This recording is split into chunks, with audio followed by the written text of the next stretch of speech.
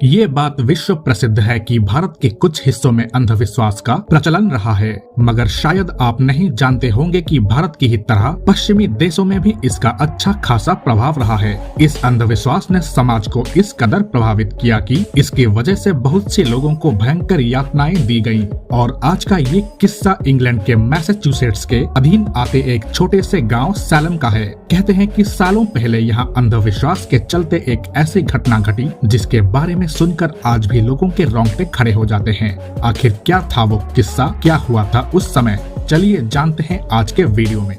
England के रहने वाले क्रिश्चियन भी सदियों से शैतान, देवता, भूत इत्यादि में यकीन रखते आ रहे हैं। कहते हैं कि विच ट्रायल के नाम से जानी जाने वाली इस घटना का आरंभ भी इसी वजह से हुआ था।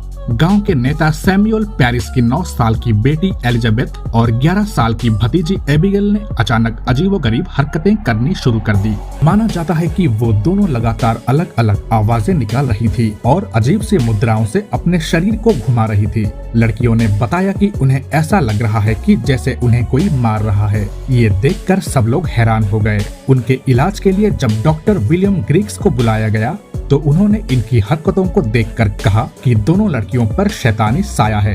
कुछ समय बाद गांव की अन्य लड़कियों को भी इसी प्रकार की परेशानियां शुरू हो गई, जिसके चलते गांव में अंधविश्वास फैल गया कि सभी लड़कियों पर शैतान का साया पड़ गया है। इस मामले से जुड़ी जांच की जिम्मेदारी मैजिस्ट्रेट जोनाथन कैरबिन और जॉन हैथरॉन को सौंपी गई।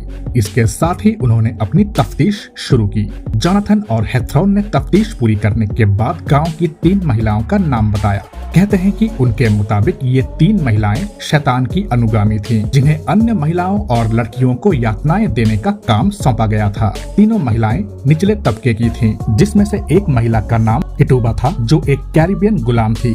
सैरा गुड एक भिखारन और सैरा ऑसबर्न एक बुजुर्ग गरीब महिला थी। इन तीनों को पकड़कर कई दिनों तक अलग अलग प्रकार से प्रताड़ित किया गया। फिर इन पर मुकदमा चलाने के लिए 1 मार्च को एक खास अदालत बनाई गई, जहां इन पर चुड़ैल होने का इल्जाम लगाया गया। गुड और ऑसबॉर्न ने खुद पर लगे सभी आरोपों का खंडन किया, जबकि टिटुबा ने खुद को बचाने के लिए सभी आरोप कबूल कर लिए और अदालत की मुखबिर बन गई। टिटुबा ने कबूल किया कि उन्हें शैतान द्वारा चयन किया गया था ताकि वो सभी महिलाओं को चुड़ैल बना दे।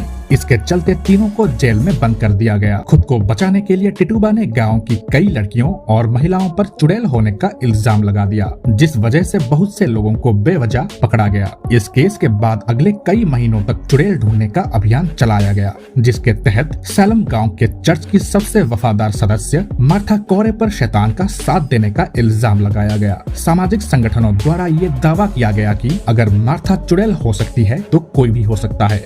अंधविश्वास लोगों के दिलों में इस कदर घर कर चुका था कि वो लोग अपने घर के लोगों तो क्या, अपने पालतू जानवरों तक को शक की नजरों से देखने लग गए थे।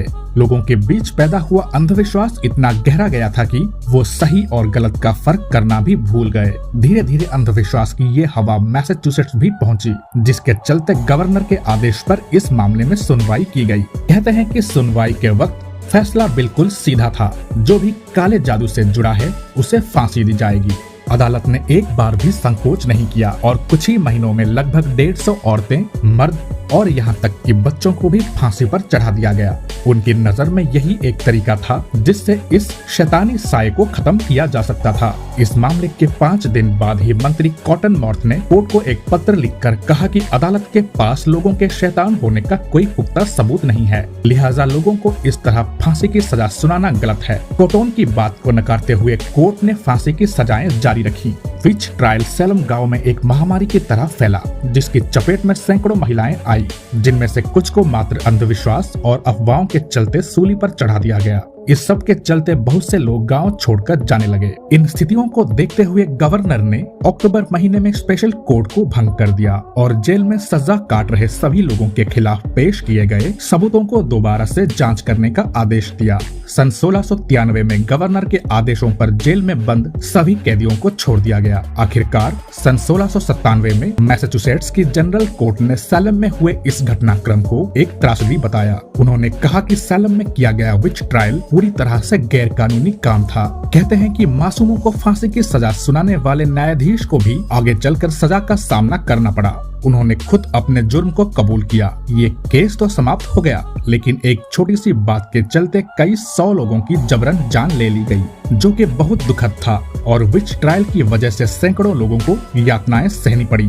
और आज भी ये घटना सैलम के लोगों की यादों में जिंदा है। इस घटना को याद करने पर लोगों की आंखों से झलकते आंसू विच ट्रायल की क्रूरता को बयान करते हैं और सामाजिक अंधविश्वास का नतीजा कितना खतरनाक हो सकता है। सैलम विच ट्रायल इसका जलता हुआ उदाहरण है।